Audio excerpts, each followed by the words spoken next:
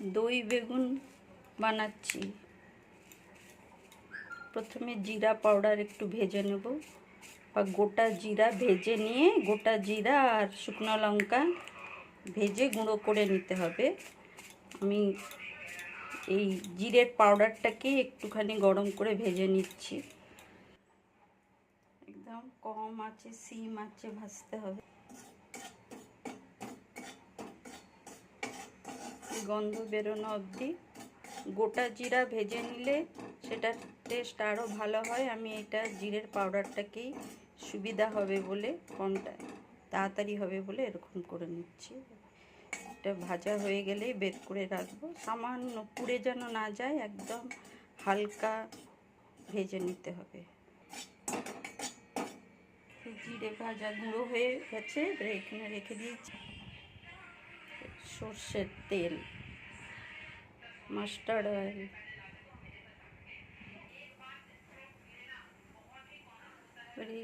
শুকনো লঙ্কা দিলে ভালো হতো। আমি কাঁচা লঙ্কা, বিরির ডাল আর ছোলার ডাল ফোড়নে দিলাম। ছোলার ডাল আর বিরির ডাল, चने का ডাল আর উড়দ ডাল। তারপরে একটু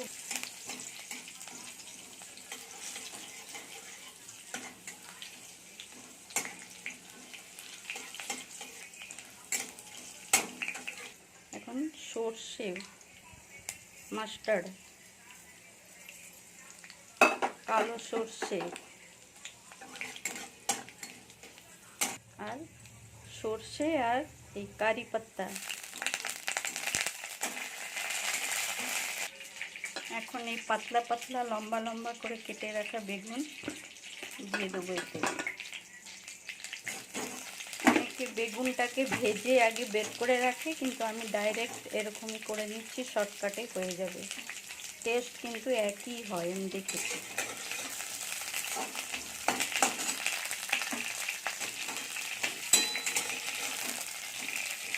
সিম করে সামান্য হলুদ, নুন,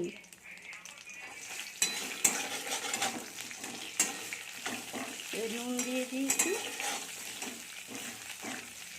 কভার করে দিলাম। আর গ্যাস সিমে রাখলে বেগুনটাও এতেই নরম হয়ে যাবে, আর আলাদা করে ভেজে উঠানোর দরকার হয় না। গ্যাস একদম সিম। এখানে টক দই, ঘরে বসানো টক দইকে ভালো করে ফেটে নিলাম, একদম স্মুথ। দইয়ের পরিমাণ দেখে চিনি, আমি 2 চামচ চিনি দেবো, আর সামান্য নুন। বেগুনে নুন দেওয়া আছে, আর এই দইটাতে সামান্য নুন দিয়ে আবার ভালো করে চিনিটা মিশিয়ে নিতে হবে। বেগুনটা দেখি,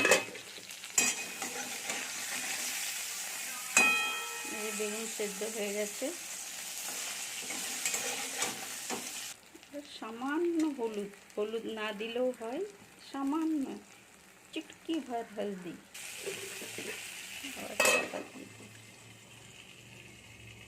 গ্যাস সিমে আছে, বেগুন পুরো সফট হয়ে গেছে। আর এখানে এবারে দই, চিনি আর নুন পুরো ক্রিমের মতন করে ভালো করে ঘেঁটে নিয়ে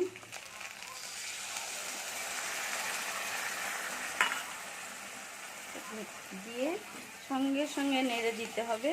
দিয়ে গ্যাস ফুল ফ্লেমে দিয়ে বন্ধ, একদম গ্যাস বন্ধ, গ্যাস পুরো বন্ধ।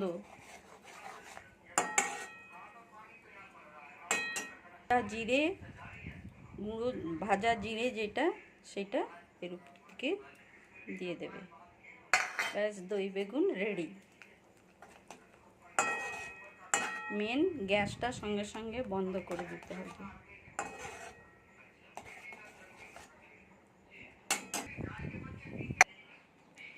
দই বেগুন রেডি। উপর থেকে আরেকটু জিরে পাউডার দিয়ে দিলাম।